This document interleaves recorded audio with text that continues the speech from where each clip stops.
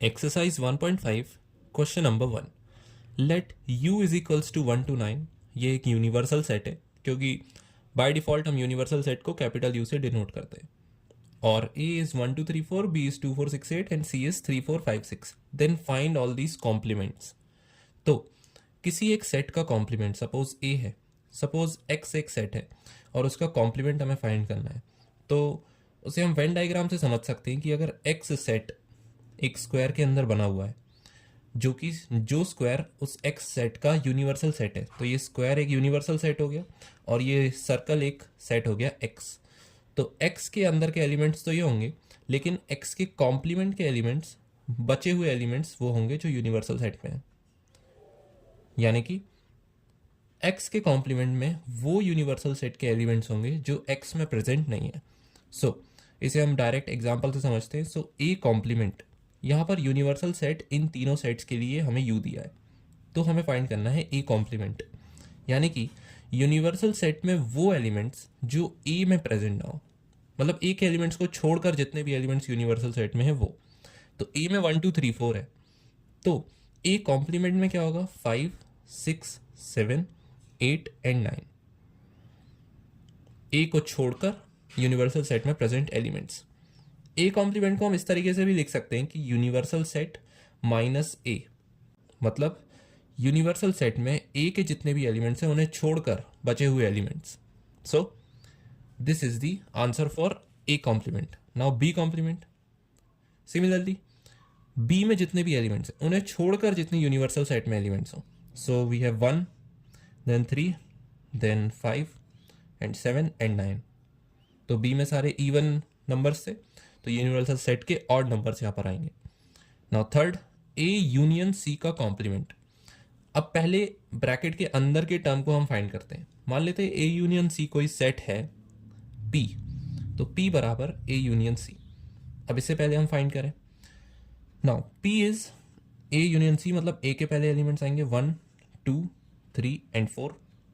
Then सी के elements, अब यहाँ 3 4 तो है ही, तो 5 6 आएगा क्योंकि कॉमन एलिमेंट्स को हम एक ही बार लिस्ट करते हैं। So this is A union C. हमसे पूछा है ए यूनियन सी का कॉम्प्लीमेंट, यानी कि पी का कॉम्प्लीमेंट, ये हो जाएगा ए यूनियन सी का कॉम्प्लीमेंट। अब यहाँ देखने वाली बात यह है कि अगर हमने इस सेट को, मतलब ये वाला सेट जो है ए यूनियन सी, अगर इसे हमने पी माना था तो पी का भी यूनिवर्सल सेट यू ही होगा, क्योंकि इसमें कुछ एक्स्ट्रा एलिमेंट्स नहीं आ गए हैं ए और सी के अलावा। इसका मतलब एक तरीके से ये तीनों सेट के टर्म्स में ही पी आया है, तो P का भी यूनिवर्सल सेट U ही होगा। इसका मतलब P का कॉम्प्लीमेंट, यानी कि P में जितने भी एलिमेंट्स हैं उनके अलावा जितने भी यूनिवर्सल सेट में एलिमेंट्स हैं वो P का कॉम्प्लीमेंट होगा। सो P में है 1 से 6 तक, तो यूनिवर्सल सेट के बचे हुए एलिमेंट्स 7 8 एंड 9 आएंगे P के कॉम्प्लीमेंट में।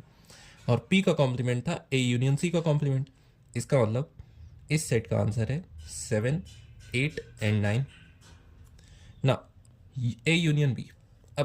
इसमें P नहीं मान रहा, मैं डायरेक्टली ए यूनियन बी को फाइंड करता हूँ। So which is A union B, A के एलिमेंट्स 1 2 3 एंड 4 और बी के एलिमेंट्स, अब बी में 2 4 तो है तो 6 8 आ जाएगा, 6 एंड 8।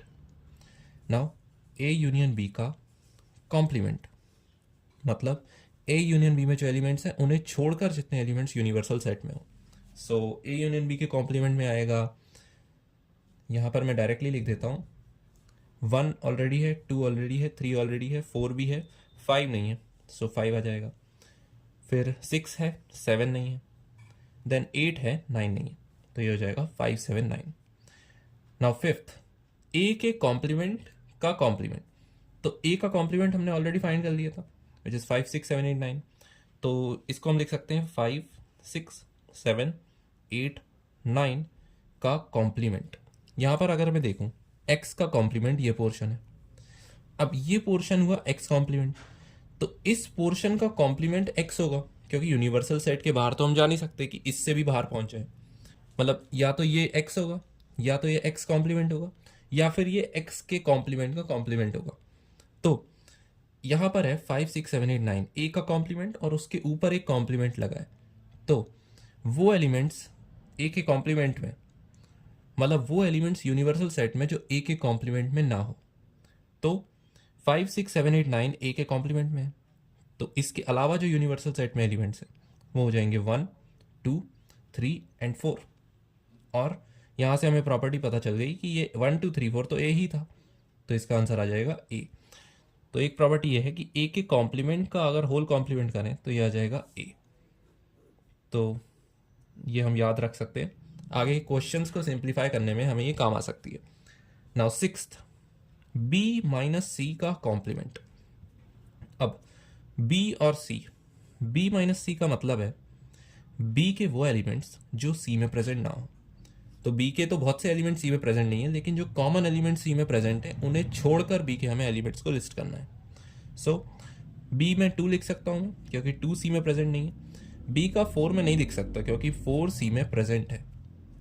लेकिन बी का 6 भी नहीं लिख सकता क्योंकि 6 भी सी में प्रेजेंट है। लेकिन बी का 8 में लिख सकता हूँ। सो ये बी के वो एलिमेंट्स हैं जो सी के साथ कॉमन में नहीं थे। नाउ बी माइनस सी का कॉम्प्लीमेंट। सो बी माइनस सी का कॉम्प्लीमेंट, इसका मतलब यूनिवर्सल सेट के वो एलिमेंट्स जो बी माइनस सी में प्रेजेंट ना हो।